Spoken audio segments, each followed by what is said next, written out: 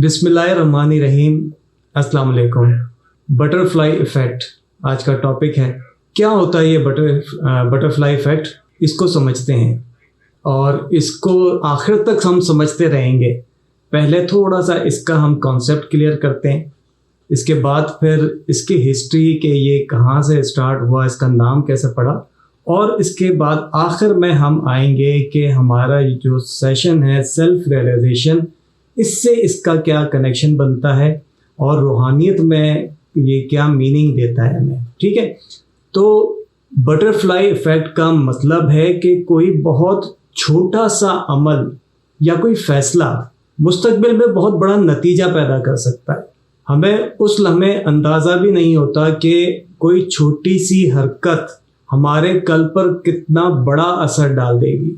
बाज़ औक़ात या बाज़ वाक़यात इतने मामूली होते हैं हमारी ज़िंदगी में, बहुत सारे वाक़यात ऐसे होते हैं जो बज़ाहिर बहुत मामूली होते हैं कि हम उन्हें इत्तफ़ाक़ कहकर इग्नोर कर देते हैं, भूल जाते हैं।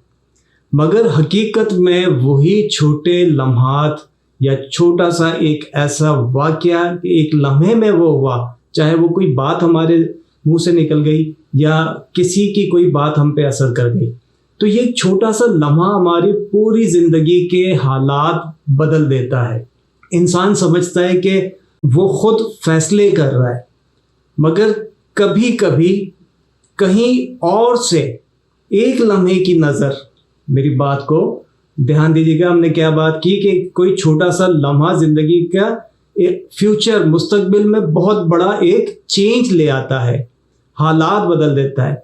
तो फिर क्या होता है, अब जो बात है वो ये है कि कभी कभी कहीं और से एक लम्हे किसी की नज़र, कोई आवाज़, एक फूंक या कह ले कि एक दम, ये सब कुछ बदल देता है। हमारे जहन इतने उलझे रहते हैं कि हम माइक्रो लेवल पे, छोटे लेवल पे या माइक्रो लेवल पे गौर नहीं करते।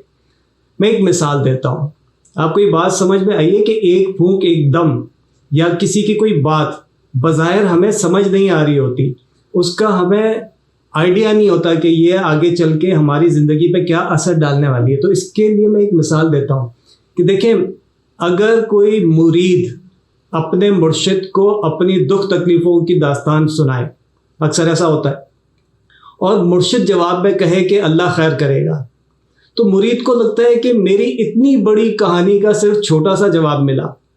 मुरीद ये नहीं जानता कि वो एक छोटा सा जुमला कहाँ कहाँ क्या क्या तब्दीली का सबब बन सकता है। जैसे तितली तालाब के बीचों बीच अपने पर हिलाए और उसकी मूवमेंट से पानी में वेव्स बन जाएं और तालाब के किनारे तक पानी में हरकत पैदा हो जाए। बात समझ आई? एनीवे, मैं अपने एक स्टूडेंट की छोटी सी स्टोरी आपको सुनाता हूँ। वो फोटोग्राफी का मेरा एक स्टूडेंट है और उसका नाम है अफनान। मैंने स्टूडेंट्स को आउटडोर का एक असाइनमेंट दिया था कि आउटडोर जाके फ़ोटोग्राफी करें। तो अफनान रोज़ पार्क जाता और तस्वीरें लेता, कभी फूलों की, कभी दरख्तों की। एक दिन उसने देखा कि एक बूढ़ा आदमी किसी दरख्त के नीचे, एक बूढ़ा आदमी बैठा है और आसमान की तरफ देख रहा है, आंखों में नमी थी। जो उसने मुझे स्टोरी सुनाई भी थी, वो तस्वीर भी उसने फिर मुझे लाके दिखाई दी। तो वो बूढ़ा जो है, वो बूढ़ा शख्स आसमान की तरफ देख रहा है, आंखों में नमी, चेहरे पे थकन थी, लेकिन एक अजीब सी मोहब्बत भरी खामोशी उसके लबों पे थी। तो उस स्टूडेंट का, अफनान के दिल में आया कि उस बाबा जी की तस्वीर ले लूँ। वो करीब गया, मगर फिर उसको ख्याल आया कि अगर उसने मना कर दिया तो एक एम्बेरसमेंट होगी, तो उसने कहा चलो छोड़ो, रहने दो। वो जाने लगा, वापस चलने लगा कि अचानक फिर वो उसके जहन में आया, वो वापस पलटा और फिर आके बाबा जी से आहिस्ता से कहा कि बाबा जी आपकी एक तस्वीर बना लूँ। सिर्फ एक जुमला कहा। इस पहले तो उसके दिल में ख्याल आया था, फिर एक नेगेटिव ख्याल आया, फिर वो पलट के गया और फिर उसने कहा कि मैं एक छोटी सी तस्वीर बना लूँ। तो बाबा जी ने कहा कि बेटा, बहुत साल बाद किसी ने मुझसे मेरे पास आकर बात की है, तुम ज़रूर तस्वीर बना लो। अफनान ने एक तस्वीर ले ली और बहुत ही सिंपल सी तस्वीर थी, मगर दिल को छू लेने वाली तस्वीर। بابا جی کے ہونٹوں پر مسکراہٹ تھی مگر آنکھوں میں جیسے بہت سے شکوے۔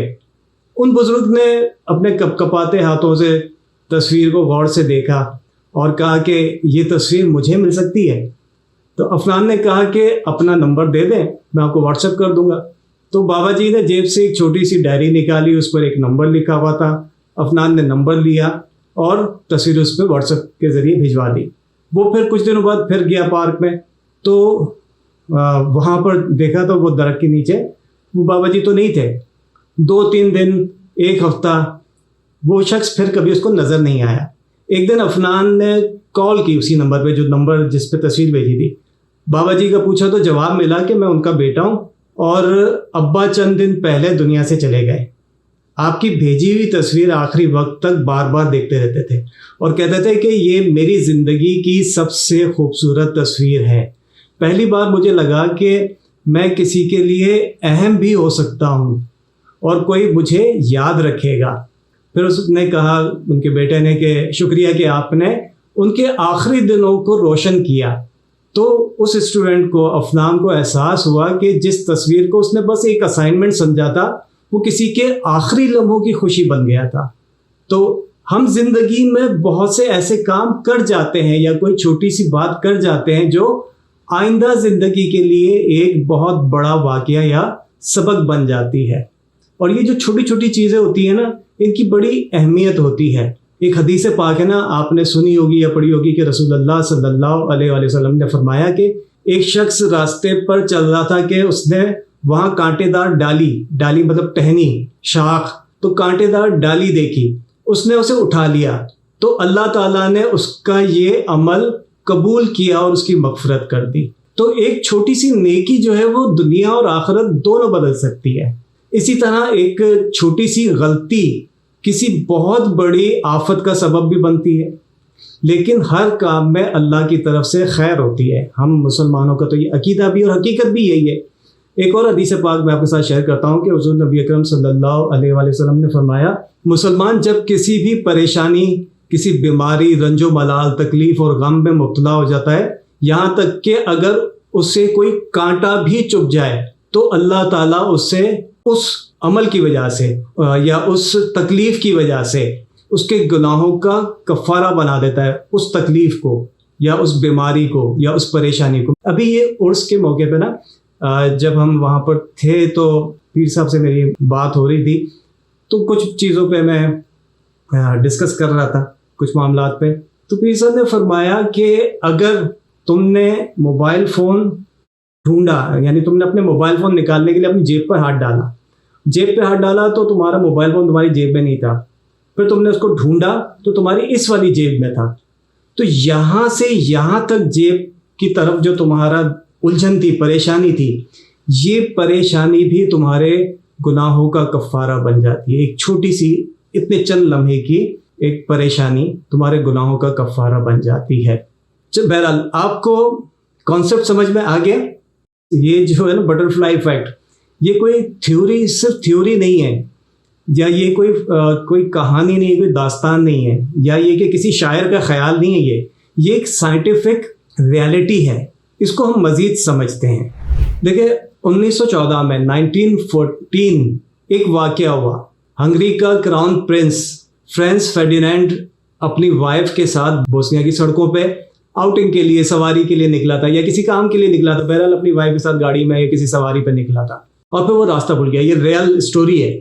وہ راستہ بھول گیا اور ایک رانگ ٹرن لے لیا، کسی انجان جگہ پر پہنچ گیا، تو وہاں پر گیوریلو پرنس ایک شخص تھا، تو اس شخص نے ان دونوں ہسبینڈ وائف کو شوٹ کر دیا، گولی مار دی۔ یہ کسی ریسٹورنٹ میں کھانا کھانے آیا تھا، تو سب کچھ ان پلانڈ تھا، نہ وہ پلان کر کے اس جگہ پہ گئے تھے، نہ وہ شخص کوئی پلان کرنے کے لیے ان کو ٹارگٹ کرنے آیا تھا، تو سب کچھ ان پلانڈ تھا۔ لیکن اس ان پلانڈ یا اچانک یا سڈن ایونٹ کا ریئیکشن یہ ہوا کہ آسٹریا اور ہنگری نے مل کر سربیا پہ اٹیک کر دیا، اور رشیا بھی ان کنٹریز کی سپورٹ کرنے لگ گیا۔ اور پھر اس وقت مختلف کنٹریز کے جو ڈپلومیٹک ایگریمنٹس ہوتے ہیں، ڈیلز ہوتی ہیں، تو مختلف کنٹریز جو ہیں وہ اپنے ان ایگریمنٹس کی وجہ سے، جن میں جرمنی تھا، فرانس تھا، برٹین تھا، وہ بھی جنگ میں شامل ہو گئے اور کچھ ہی دنوں میں 32 کنٹریز اس جنگ میں شامل ہو گئی. اس جنگ کو آج ہم ورلڈ وار 1 پہلی جنگ عظیم کے نام سے جانتے ہیں. پہلی جنگ عظیم کی جو وجہ تھی وہ ایک ایسیسینیشن تھا کہ جو دونوں ہسبینڈ وائف کا ہوا تھا. تو اس جنگ میں تقریباً 2 کروڑ لوگ مارے گئے تھے اور 2.5 کروڑ سے زیادہ لوگ انجرڈ ہوئے تھے, زخمی ہوئے تھے. کئی ملک تباہ ہو گئے تھے. یورپ تو آلموسٹ تقریباً پورا ہی تباہ ہو گیا تھا. تو بہرحال ایسا اکثر ہوتا ہے کہ کسی ایک نظام میں, ایک سسٹم میں, کسی آرگنائزیشن میں, کسی کنٹری کے قانون میں چھوٹے سے چھوٹا عمل یا آئیڈیا, کسی کا کوئی جملہ کسی بڑے واقعے کی وجہ بنتا ہے اور سب کچھ ہمیشہ کے لیے بدل جاتا ہے. چاہے جذبات ہوں, فیلنگز ہوں, رشتے ہوں, دوستی ہو, نوکری یا کاروبار ہو, انسان کی مینٹل یا فزیکل ہیلتھ ہو, یہ کسی نہ کسی چھوٹے عمل یا کسی نہ کسی کاز کی وجہ سے اس کا افیکٹ, اب یہ کاز اینڈ افیکٹ کا آپ کو یاد ہوگا نا, تو کسی نہ کسی کاز کی وجہ سے اس کا افیکٹ کوئی بہت بڑا ہو سکتا ہے. تو یہ جو چینج ہوتا ہے نا, یہ جو تبدیلی آتی ہے کہ کسی چھوٹے عمل سے کوئی بڑا چینج آ گیا آہستہ آہستہ, تو یہ جو پروسیس ہوتا ہے اس کو سائنس کیوس تھیوری کہتی ہے, جسے اردو میں نظریہ انتشار یا نظریہ شوش کہتے ہیں. ٹھیک ہے, بہرحال کیوس تھیوری زیادہ ایزی ہے.